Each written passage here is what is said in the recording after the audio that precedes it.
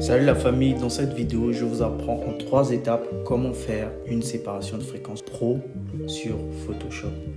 Première étape, donc pour créer l'action de séparation de fréquence, ce que je vais faire dans un premier temps, c'est venir sélectionner ce calque et le dupliquer 2 fois, comme ceci. Les 2 calques correspondent à la haute et basse fréquence de la séparation de fréquence. Donc la haute fréquence, c'est le calque qui compose tout ce qui est information de texture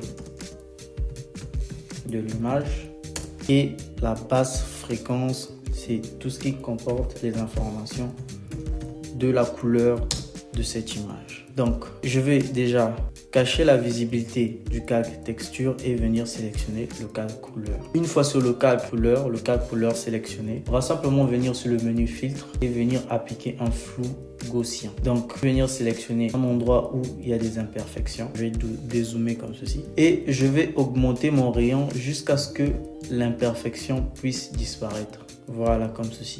Mais notez aussi que lorsque vous augmentez votre rayon, n'allez pas dans les très grandes valeurs parce que votre image ne sera pas visible. Donc essayez de toujours choisir des valeurs qui vous permettent de toujours distinguer les traits du visage de votre modèle. Une fois que ça c'est fait, vous cliquez simplement sur OK. On va maintenant passer au calque texture qui est juste là. On va le sélectionner. On va venir dans image, appliquer une image, voilà. Et au niveau de calque ici, on va sélectionner le calque couleur.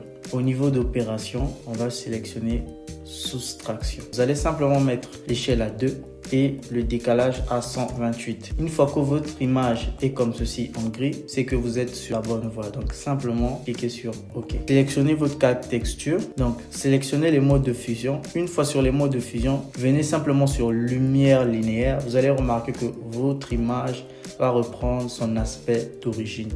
Donc, dès qu'il est comme ça, nous avons fini avec notre séparation de fréquence. Nous allons simplement sélectionner les deux. Faisons un contrôle-clic comme ceci. Une fois les deux sélectionnés, nous allons le mettre dans un seul et même dossier que nous allons renommer séparation de fréquence. Voilà. Nous avons terminé avec notre première étape. Passons plus tarder à la seconde étape qui est la retouche des imperfections. Donc pour la retouche des imperfections, on va ouvrir notre séparation de fréquence. On va sélectionner le calque texture et nous allons venir prendre le tampon duplication. On va légèrement zoomer. Le tampon duplication va nous permettre de choisir une zone qui nous plaît, par exemple là, avec Alt et clic, voilà, et la ramener au niveau de l'imperfection pour la faire disparaître. Donc si vous n'avez pas encore la maîtrise avec le tampon duplication, je vous demande de vraiment travailler là-dessus. Ça va vous permettre de retoucher assez rapidement et d'une manière professionnelle. Donc, on va enlever tout ce qui est imperfection sur le visage de notre modèle, en rassurant qu'on est toujours sur le calque texture. Restez jusqu'au bout de la vidéo car la troisième étape est la plus importante pour que vous puissiez mieux lisser votre image et avoir un rendu professionnel.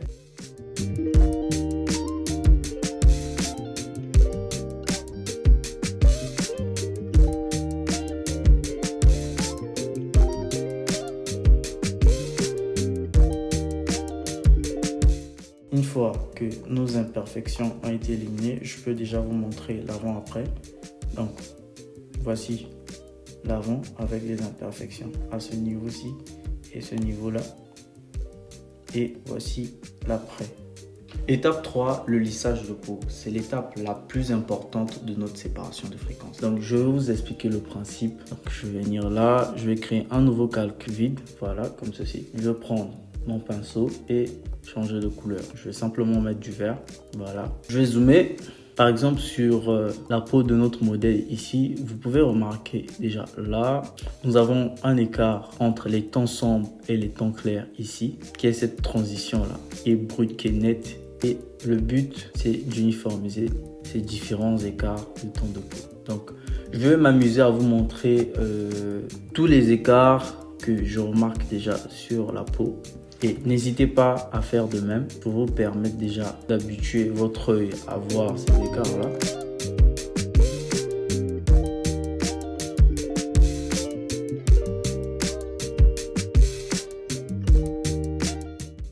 Bon, voilà à peu près les écarts que je vois déjà sur mon image. J'ai pas pris le temps de tout vous montrer parce que sinon la vidéo va s'éterniser. Sans plus tarder, je passe directement au lissage de la peau de mon modèle. Donc je vais supprimer déjà ce calque-là. Voilà. Ok. Veillez à sélectionner le calque couleur comme ceci. On va prendre notre outil, pinceau mélangeur, pour pouvoir lisser la peau de notre modèle. Donc là déjà, rassurez-vous que la dureté est à 0. Et ici, vous pouvez choisir la taille de notre pinceau. Là également, rassurez-vous que c'est coché comme ceci. Et celui-là, il est coché. Sans plus tarder, je vais zoomer pour commencer mon lissage de peau. Vous faites un clic avec votre souris et votre pinceau mélangeur prendra la couleur là où vous vous trouvez. Et vous avez simplement à faire des mouvements circulaires tout en cliquant au fur et à mesure pour pouvoir uniformiser la peau de votre modèle. On va faire ça.